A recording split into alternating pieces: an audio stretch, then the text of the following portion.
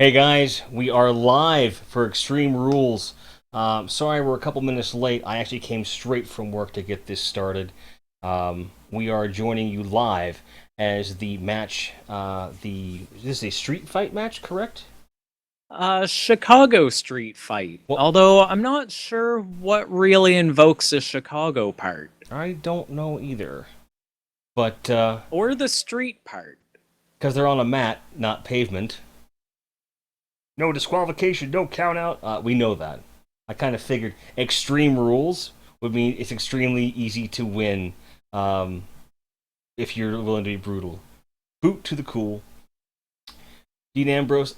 Okay. Someone's got to work on Dean Ambrose and tell him that his tells suck because he just looked extremely alert when he got grabbed for that slam. He was like, "Which way am I getting slammed?" Ambrose is not out cold. His eyes are wide open. Yeah, that's why we're here. So you don't Yeah. have to listen to those commentators. Mm-mm. Those common taters. We are uncommon potatoes. They are commentators. Well, you have a king who doesn't want to get dressed up in a suit, so That's a true story. That is a I'm gonna true be story. honest, that kind of pisses me off. That he doesn't want to do the king get up anymore? That he doesn't wear a suit. Um. Michael Cole and JBL look all professional with their suits and ties, and you got Jerry Lawler wearing his t-shirt. And here we are. I'm wearing a Today's the Day shirt, and you're wearing what looks like a hoodie and a gray T-shirt. Granted, we're not getting paid to do this, so that's a whole other ball of wax, I suppose. Yeah, it's a little different. If I was making some money, I might invest some money in a nice suit, especially if after I was in the wrestling business for 40 years. If you were going to invest in a suit to commentate, it had better be a fucking Spider-Man suit. That's all I'm saying. Yeah, there'd be a good likeliness of that. You know, okay. Now, one thing I can say is that Dean Ambrose's tells are kind of off. His sells are pretty good. And for those of you not in the know, a sell is basically him making the moves that are being inflicted upon him look devastating. He's pretty good at that. But he's good at selling the audience, but he's not very good at selling his opponent because he just faked out our boy here, and I could tell that he was fine. Like there was no question in my mind he was going to move. And if I'm running at him, I would have known that too. I'm not stupid. And I don't think that. Goddamn, I'm the worst commentator ever. I forgot his opponent's name. Luke Harper. Luke Harper. Okay. I thought it was Luke Skywalker. No, I'm kidding. No, I didn't. But if I was Luke Harper, I mean, he's a smart guy. He would know too. So, what is your take on this matchup in as much as it strikes me as we need to fill the time. We need both these guys to get screen time. Let's get some of the more popular characters just against each other. I don't personally. I do not see the point of them fighting each other. I don't think there's any. I'm not feeling a necessity.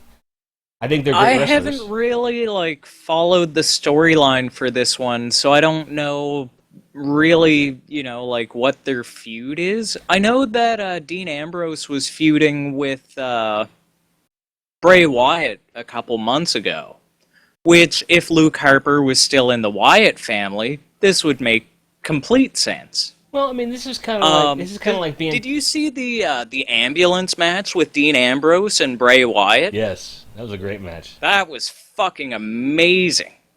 That's kind of the caliber that I was hoping for this match, and now that they're out of the ring, they might deliver. Yeah, this strikes me as kind of that old school kind of Because street this fight. is where the street fight really starts to come in. Like, when they're throwing each other in the ropes, that's not the streets. Yeah, I'm from the street show, and this ain't it. These impacts just are not selling me whatsoever. This is really poor. Oh my! Really? Did you see that? Harper jumped before it was even within half a foot of him. I don't know if Harper's injured or what's going on, but he is not on tonight. I expect a better match out of him. Allstate Arena. Oh, this is in Chicago. Okay. Here, have some popcorn. Okay, like I honestly wasn't sure if, because I mean I don't pay attention to where these things actually are. I just watch them. But this is the third street fight in Extreme Rules history, Okay. as well as being the second Chicago street fight. Okay. The previous one was CM Punk versus Chris Jericho in 2012. There had better be a cameraman in that vehicle, or else I'm really pissed off. Oh, look, and Yeah, they've got their that's Mountain Dew.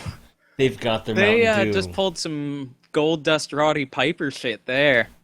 I wouldn't compare the two matches. That match was much better. No, oh no, I'm just saying. Okay, if this is a Chicago street fight, I fully expect to see Italian beef, Vienna beef hot dogs, deep dish pizza being used. Like you have to choke out your opponent with like a hot dog. Like there has to be something inherently Chicago because nothing they've described is Chicago. And I know, I used to live in Chicago. Lived there for 8 years, all right? This ain't Chicago.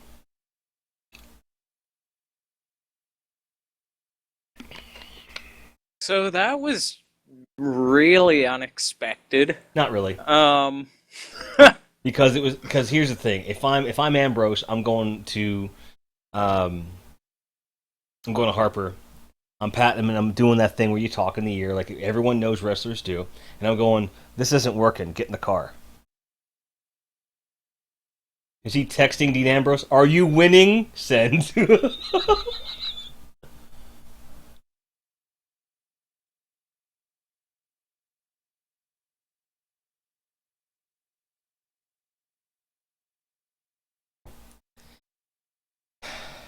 I'm going to tell you, I do like this method of storytelling. This new style of promo they got going where they just kind of behind the scenes shit. I totally get yeah. that. And it is backed up by the fact that all of their documentary footage is filmed constantly. There's always cameras running in WWE. So there is a real world, parallel to it, so I totally appreciate it. However, what I don't like about it is when the characters speak to each other as if they didn't know they were being recorded and broadcasted. That's the part that makes me go, no, this is awful. Well, between that and when like two people are talking and then the third person is right beside them, but they kind of swoop the camera out to show that third person like he wasn't there all along. It's good visual storytelling, but it's not very plausible. Well, it takes half a second for a person to walk into a shot as opposed to standing there all along. See, Kane's face It's before simple storytelling. yeah, Kane's face before he started talking was like he ate a bad Brussels sprout. Not I'm gonna kill this kid. He was like, this is not delicious. Not. I don't enjoy this situation. No, we're not gonna get the Jersey Shore people involved here. Please, no. The sitch. I'm just saying. I'm just saying.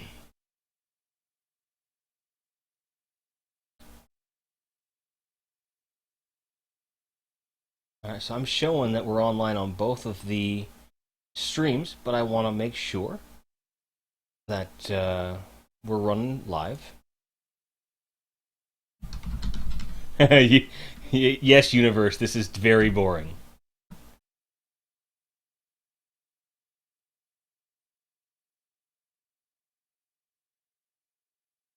I will do what's best for business. Like he almost went Emperor Palpatine on that, didn't he? A little bit, I yeah. will do what's best for business.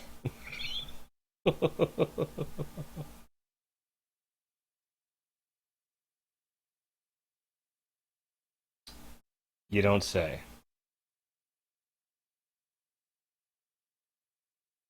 I gotta say, this was definitely the least interesting stipulation. It could very well turn out better. Like the stipulations suck, but this match has the potential to be an amazing display of athleticism.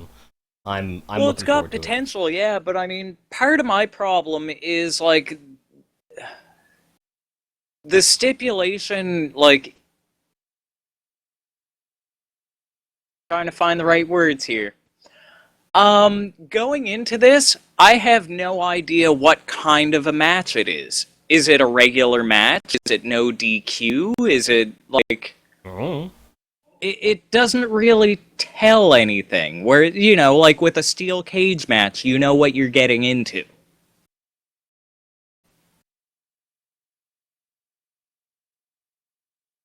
So, I don't know. But yeah, this should be a really good match. Um, I've really enjoyed Sheamus since he's come back. Especially like this heel persona he's got going on where he's just beating the shit out of people.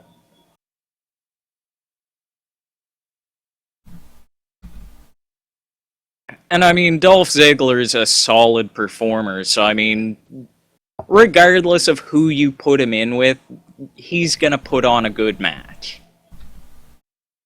Absolutely. Trying to get the Ustream going again.